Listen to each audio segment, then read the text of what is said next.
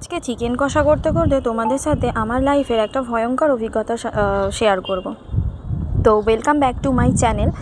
আমি মৌমিতা। আমার চ্যানেলে মৌয়ের কিছু কথা চ্যানেলে তোমাদের অনেক অনেক ওয়েলকাম। তো তোমরা যারা আমার চ্যানেলটাকে দেখছো তারা অবশ্যই সাবস্ক্রাইব করে দিও প্লিজ। আর যারা চ্যানেলটা অলরেডি সাবস্ক্রাইব করেছো তাদেরকে আমার অনেক ধন্যবাদ। তোমাদের সাপোর্ট পেলে ডেফিনেটলি আমি অনেকটা দূর যেতে পারবো। তো দেখো, আজকে ব্লগটা আমি শুরু করেছি অনেক দেরিতে। আমি রাতের বেলা শুরু করেছি চিকেন কষা করব বলে। তো চিকেন কষাটা করতে করতে ভাবলাম আমার একটা অভিজ্ঞতার কথা তোমাদের সাথে শেয়ার করে নিই। তো চিকেন কষাটা করছি এই কারণেই, যেহেতু মেয়ের জন্মদিন গেছে আর মেয়ের জন্মদিন ছিল সোমবার পড়েছিল, তো ওকে চিকেনটা করে দেওয়া হয়নি। ও চিকেন খাবার ইচ্ছা হচ্ছিলো, তো তাই জন্য আমি বললাম ঠিক আছে চিকেনটা তাহলে আর একদিন ওকে নিয়ে এসে করে দিই। চিকেনটা করছি। চিকেনে দেখো সমস্ত রকম মশলা টশলা দিয়ে আমি চিকেনটা ম্যারিনেট করে রেখে দিয়েছি। দিয়ে তেল দিয়ে এবার যেমনভাবে চিকেন করতে হয় আমি নর্মালি যেভাবে চিকেন করে আমি সেইভাবেই চিকেন করি। তো কেন কি অন্য রকম কিছু করতে গেলে মেয়ে আবার পছন্দ হবে না, খাবে না, অনেক রকম ব্যাপার আছে, সেই জন্য নর্মাল চিকেন কষাই করছি। তো যেটা আমি তোমাদের সাথে শেয়ার করব বলছিলাম আমার একটা অভিজ্ঞতার কথা। দেখো, আমি মা হয়েছিলাম, মানে আমার মেয়ে হয়েছিল 2013 সালে। তো সেই যখন মেয়ে হয়, তখন মেয়ে হবার পরে প্রথম যখন বাচ্চা হয় তখন বাচ্চারা স্বভাবতই তখন কিছু জানি না, বুঝি না। মেয়ে কাঁদতো, আমিও বুঝতে পারতাম না কেন কাঁদছে।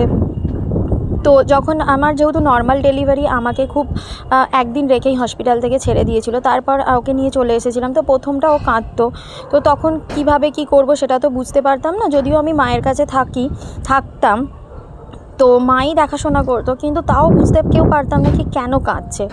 তো তখন ভাবতাম হয়তো খিদে পাচ্ছে সেই জন্য কাঁদছে, তো বুঝতে পারতাম না কিছু।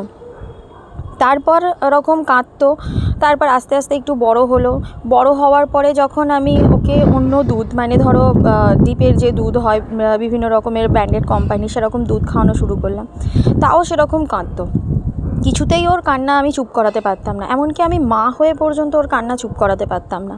মানে তারপরেও মানে আমি ওকে কোলে নিয়ে রাখলেও মানে কাঁদতো, ভীষণভাবে কাঁদতো। মানে আমরা কেউ চুপ করাতে পারতাম না। আমি মা হয়ে চুপ করাতে পারতাম না, আর অন্য কেউ কী করে চুপ করাবে বলো তো। তো আমি না তখন খুব মানে কষ্ট পেতাম যে কী হয়েছে, কেন এরকমভাবে কাঁদে। আমি মা হয়ে অন্তত ওকে চুপ করাতে পারছি না। মায়ের কোলে সম্ভবত বাচ্চারা এলে সবাই চুপ করে যায়, মায়ের আদর পেলে চুপ করে যায়, তাও চুপ করতো না, কন্টিনিউ কেঁদে যেত। তারপর আস্তে আস্তে বড় হচ্ছে সেম কান্না কিছুতেই যাচ্ছে না। তো কিছুতেই বুঝে উঠতে পারছি না কী সমস্যা হচ্ছে। এমনকি মানে আমি ওর কান্নার ভয়ে বাড়ি থেকে বাইরে বেরোতাম না, মানে এমনকি বাপের বাড়ি যেতেও আমার ভয় লাগতো। কেন, ওকে নিয়ে বেরোলেই রাস্তা দিয়ে যেতেও ও কাঁদতো। আর কারোর কাছে যেত না, কোনো মানুষের কাছে যেত না, আমার মায়ের কাছে যেত না, বাড়িতে বোনেরা ছিল বোনেদের কাছেও যেত না, কিচ্ছু না, মানে এতটাই কাঁদতো। তো এইভাবে কাঁদতে তারপরে একটু বড় হলো যখন, তখন একটা ডক্টরের কাছে গেলাম, ডক্টরের সাথে কনসাল্ট করলাম যে এরকম কেন কাঁদবে, কিছু বুঝতে পারছি না। অনেকটা বড় হয়ে গেছে, তখন ভাত খাওয়ানো শুরু করেছি। খিদে পেলে তাহলে মানে বুঝতে তো পারবো যে কেন কাঁদছে, কী হচ্ছে না হচ্ছে।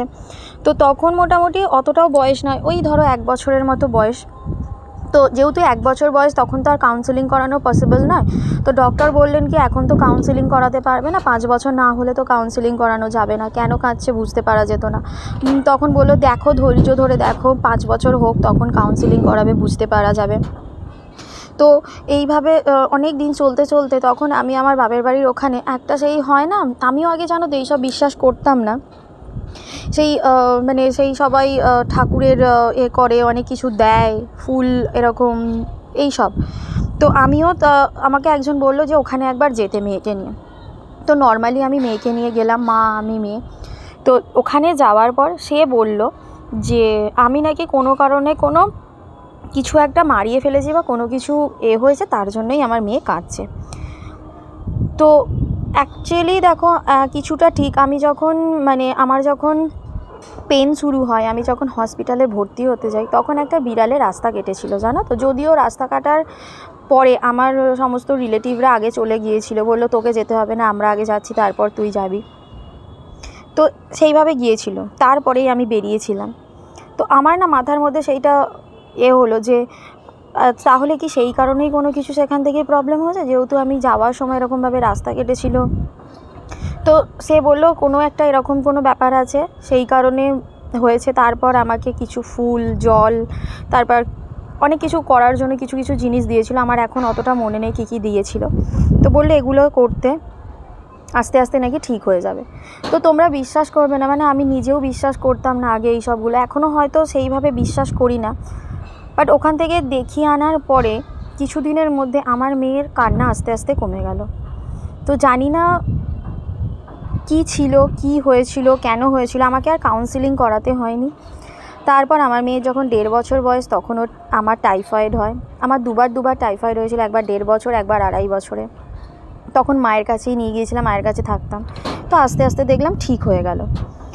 তারপর কান্নাটা কমে গেল, মানে এমনকি লোকজন দেখলেই মানে এত চিৎকার করতো যে আমি কোনো রিলেটিভের বাড়ি যেতে পারতাম না। একবার তো আমি রিলেটিভের বাড়ি গিয়ে এত কাঁদছে, আমি ব্যাকে বাড়ি চলে এসেছি।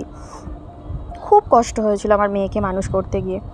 তো যাই হোক, তারপর ঠিক হয়ে গেছিলো। এটা ছিল আমার জীবনে একটা ভয়ঙ্কর অভিজ্ঞতা, মানে আমি খুব কষ্ট পেয়েছি আমার মেয়েকে মানুষ করতে গিয়ে। তো এইভাবে করার পর এখন আমার মেয়ে কান্না তো দূরের কথা, মানে এত কথা বলে, আমরা এখন বিরক্ত হয়ে যাই, মানে এত কথা বলে। আমরা বলি যে একটু চুপ কর বাবা, আর কথা বলিস না। এত অতিরিক্ত কথা বলে, আর খুব মানে সেন্সিটিভ, মানে খুব ছোট ছোট ব্যাপারগুলোকে মনের মধ্যে নিয়ে নেয়। তো ঠিক আছে, এখন এইভাবেই চলছে, এখন সব বাচ্চারাই এরকমই হয়। তো দেখো, তোমাদের সাথে গল্প করতে করতে আমার চিকেন কষা রেডি, আর ব্লগটা আমি এখানেই শেষ করলাম।